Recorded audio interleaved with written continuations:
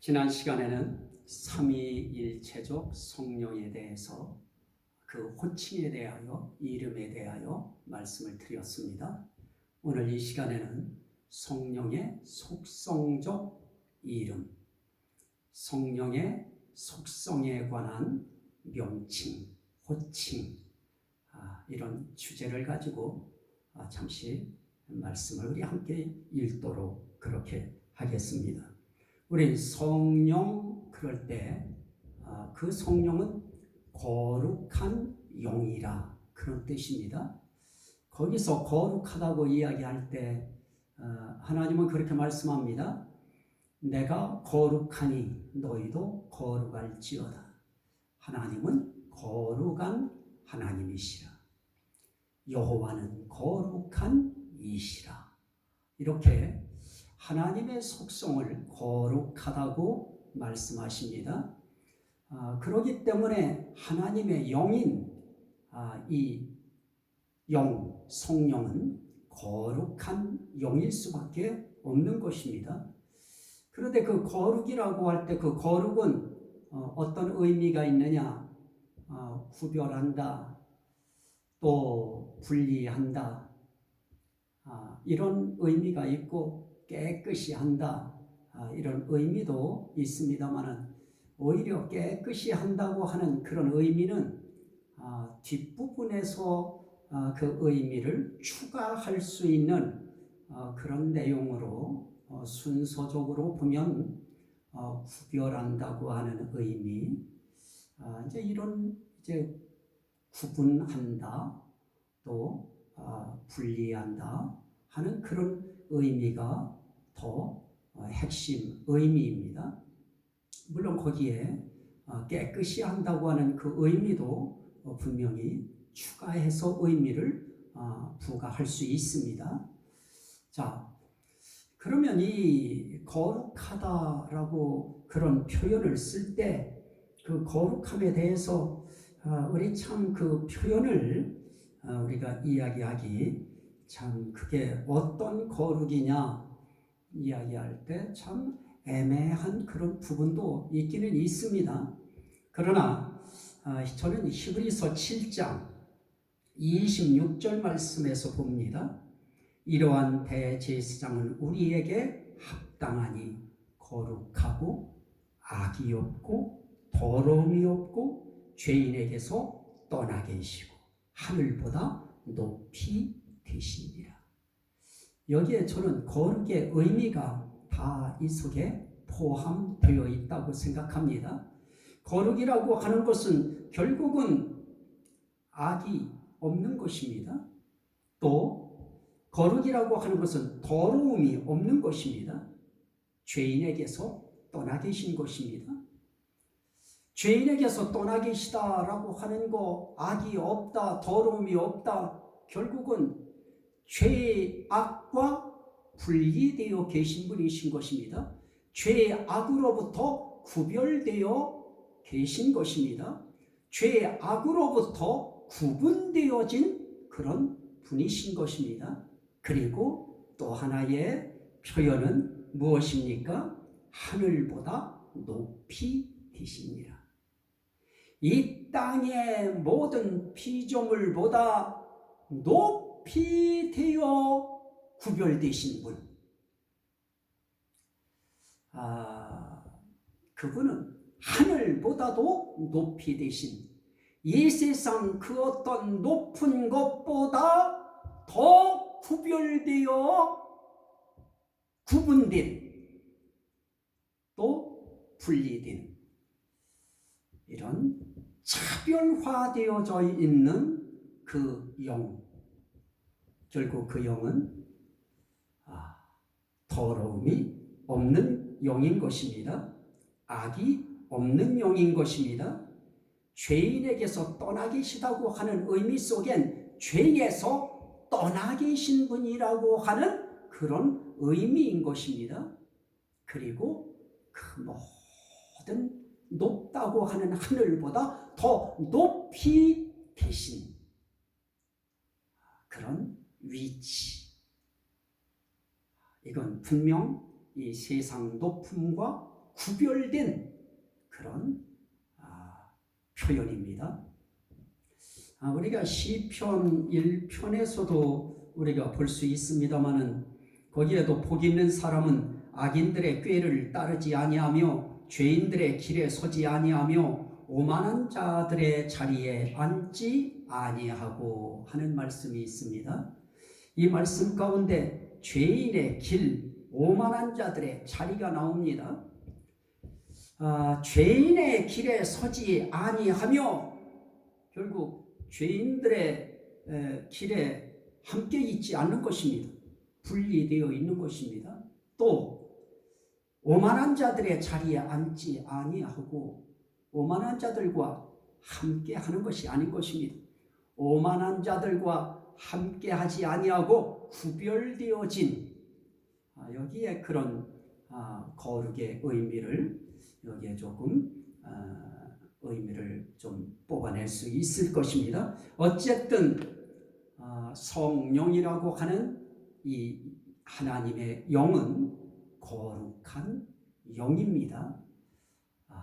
이 영 받아야 거룩해집니다.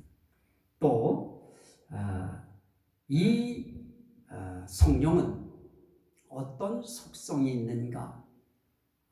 거룩함의 속성도 있지만은 진리의 속성이 있습니다. 요한일서 5장 6절 말씀에 보면 성령은 진리니라 이렇게 말씀합니다. 성령은 진리니라. 거룩한 영은 진리니라. 그런 의미에서 보면 거룩한 것이 진리이다 하는 의미도 우리는 거기서 추론할 수 있습니다. 그러나 이 세상 그 어떤 것이 거룩할 수 있겠습니까? 이 거룩이라고 하는 이 용어 자체는 상당히 이건 구별되어진 이름인 것입니다. 이거는 인간 세계에서 다루기에는 그 영역이 이건 다른 영역입니다. 하나님만이 거룩할 수 있습니다. 그런데 그 거룩하신 하나님의 영을 우리가 받을 때 우린 거룩해집니다. 그런 의미에서 우리가 거룩한 것이지 우리 자체의 힘으로는 거룩할 수 없습니다. 자, 그러면서 우리는 그 성령은 거룩한 영이면서 진리의 성령이시다 이렇게 말씀합니다. 요한복음 16장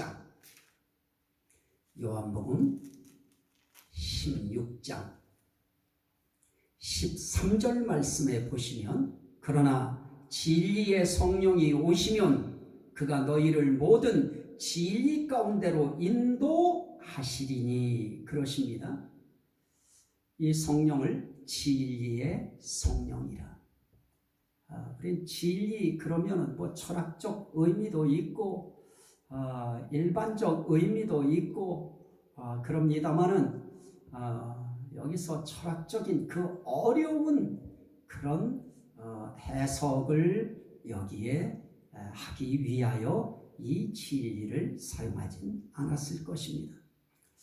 크게는 참된 분을 이야기할 때 참된 영을 이야기하기 위해서 진리라고 하는 그런 진리의 영을 말씀하실 수 있습니다. 또 하나는 하나님이 진리이시고 예수 그리스도가 진리이시고 성령이 진리라고 할 때 그분의 그 모든 것은 참된 도리, 참된 이치, 그 참된 이치의 본체가 되시고 참된 이치의 원한이 되시고 참된 이치의 자체가 되시는 그런 분을 이야기할 때 진리의 성령이라, 진리의 하나님이라, 진리의 그리스도 예수시라 우리는 그렇게 표현할 수 있을 것입니다.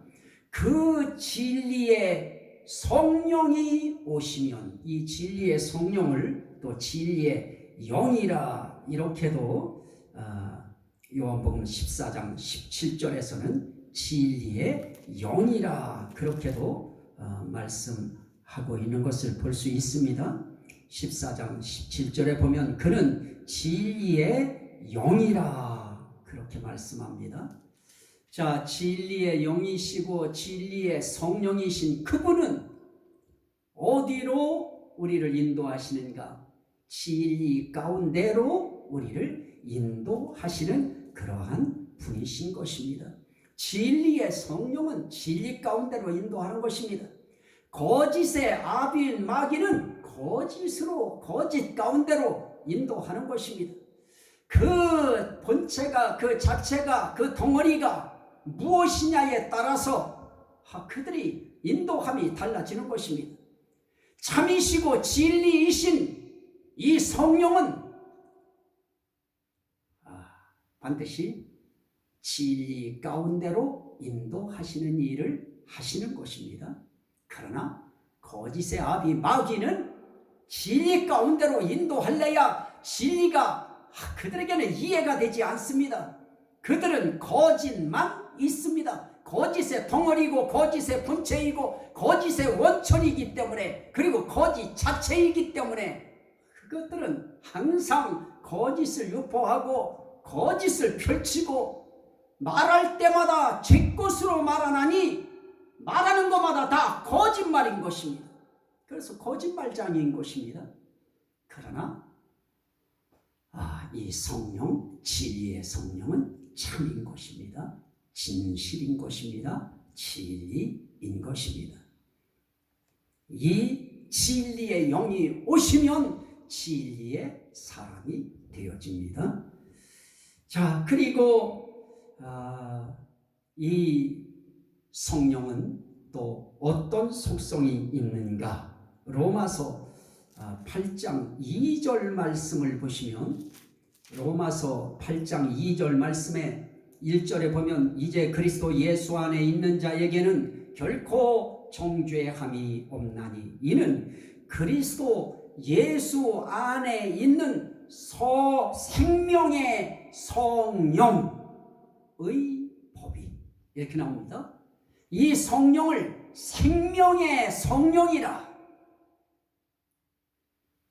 영도 살려주는 영이 있는 것입니다. 산 영, 그 산 영을 살려주는 영, 생명의 영, 이 생명의 영이 있는데 하나님의 영은 생명의 영입니다. 죽이는 영이 아닌 것입니다.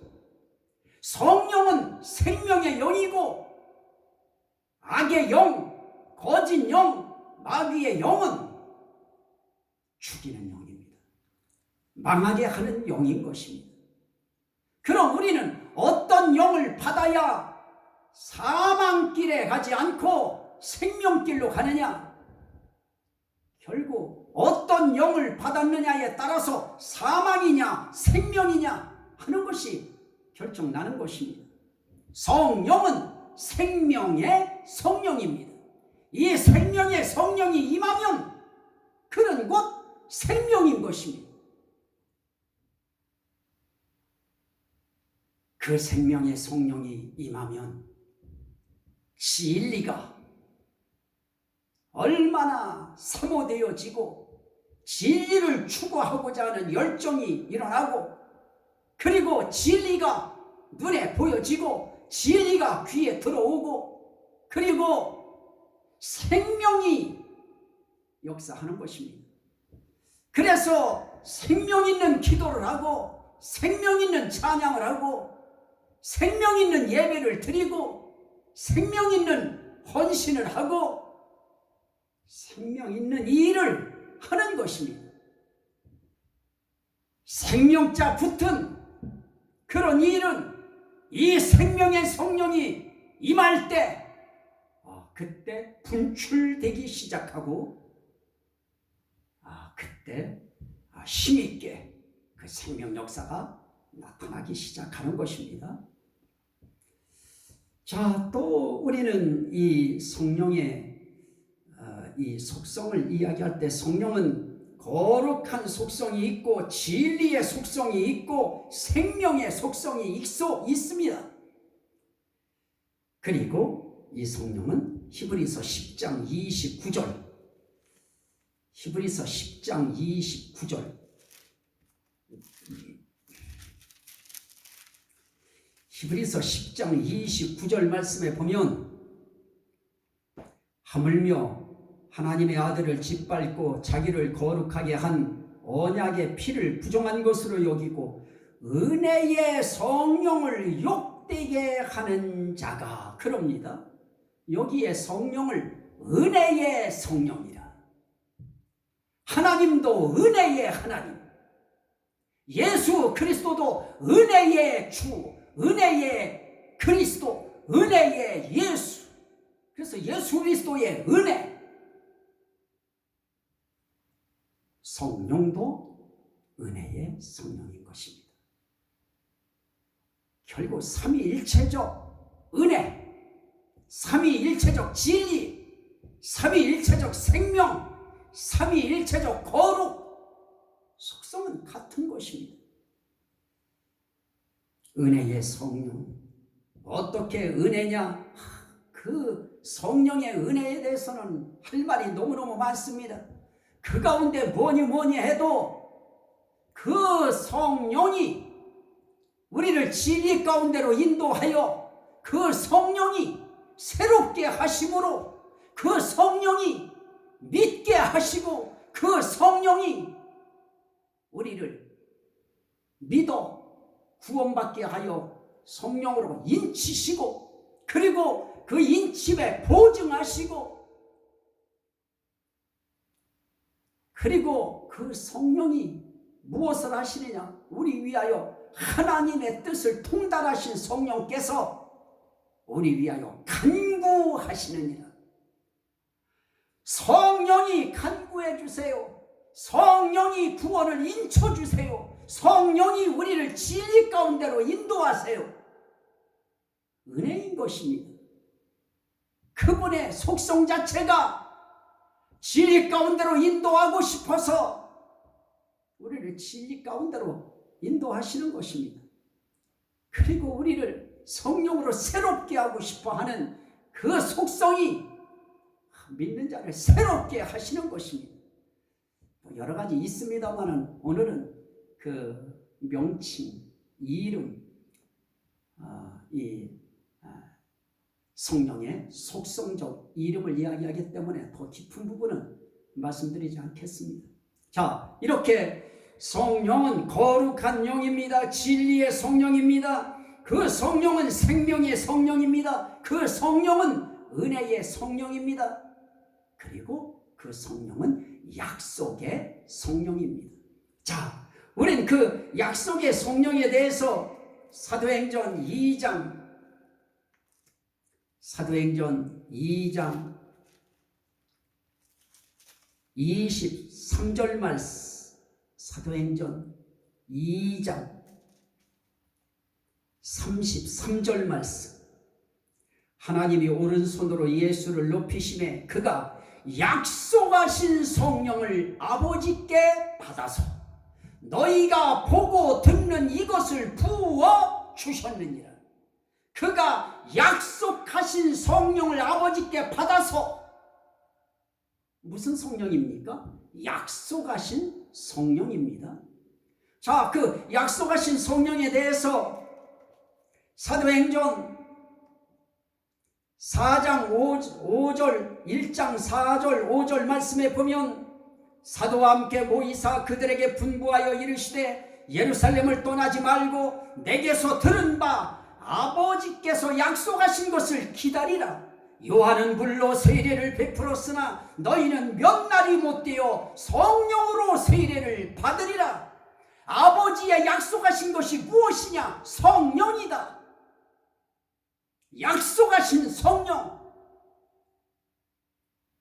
그것에 대해서 누가복음 24장에서도 예수님께서 말씀하셨습니다. 49절 말씀에 보면 볼지어다 내가 내 아버지께서 약속하신 것을 너희에게 보내리니 너희는 위로부터 능력으로 입히울 때까지 이 성에 머물라.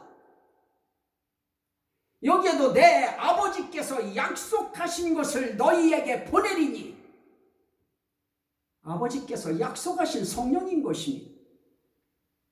그럼 언제 약속하셨느냐? 그 약속하신 것에 대해서 요엘 2장 28절 이하에 우리에게 말씀해주고 있는 것입니다. 자, 요엘서에서 말씀하신 그 부분에 대해서 우리가 다시 한번 사도행전의 말씀을 한번 보도록 합니다.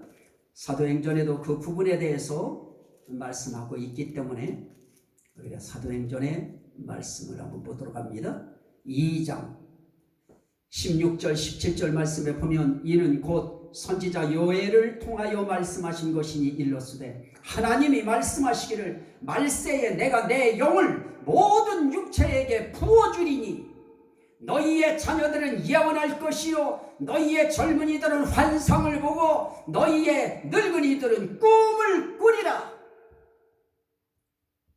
여기에 그때에 내가 내 영을 내 남종과 여종들에게 부어주리니 그들이 예언할 것이요.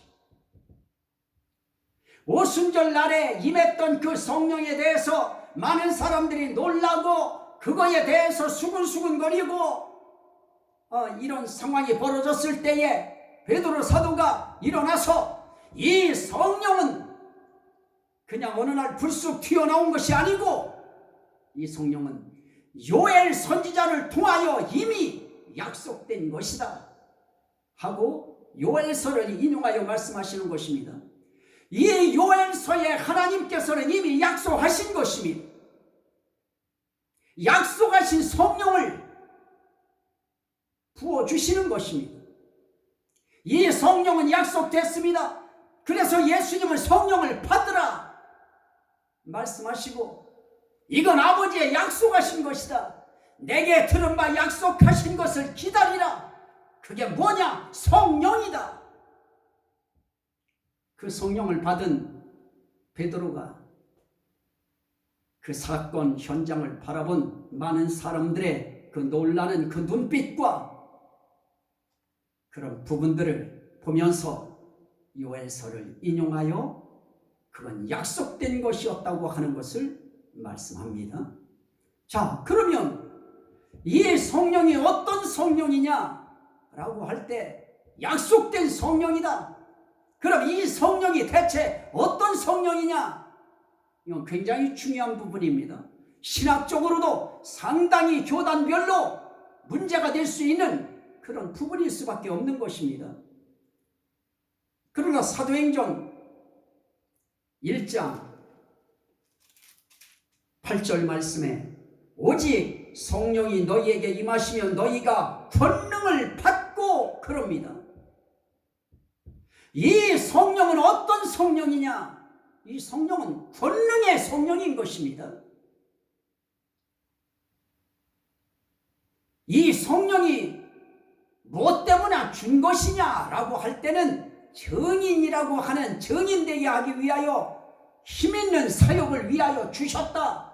그 말씀을 우리가 할 수 있습니다만은 그보다 먼저 이 성령이 대체 어떤 성령이냐라고 할 때 그 성령은 권능의 성령이다. 누가복음 24장에서 분명히 말씀하신 것처럼 볼지어다 내 아버지께서 약속하신 것을 너희에게 보내리니 너희는 위로부터 능력으로 입히울 때까지 이 성에 거하라 머물라.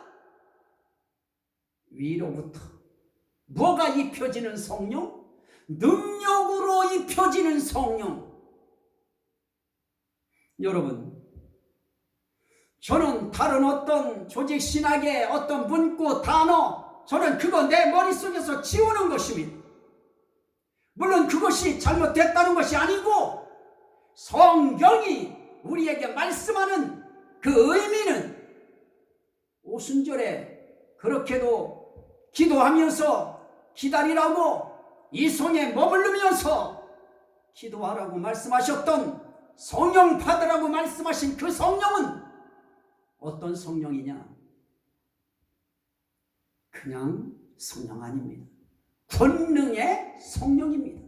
이 성령 받기 전에 예수님의 제자들은 정말 겁장이었습니다. 쫄장부였습니다. 그러나 이 권능의 성령, 능력으로 입혀지는 성령, 이 성령을 받고 난 이후 그들은 목숨이라고 하는 이 생명, 그거 내 던지는 거 두려워하지 않았습니다.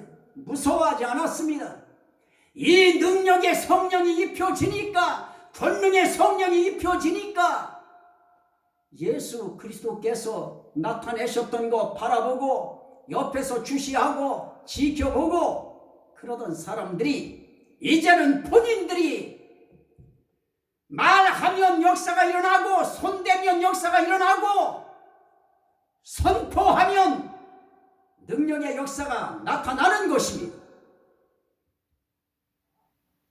이제 그 부분에 있어서 그 권능의 성령이 그러면 우리의 삶 속에 권능으로만 있는 것이냐?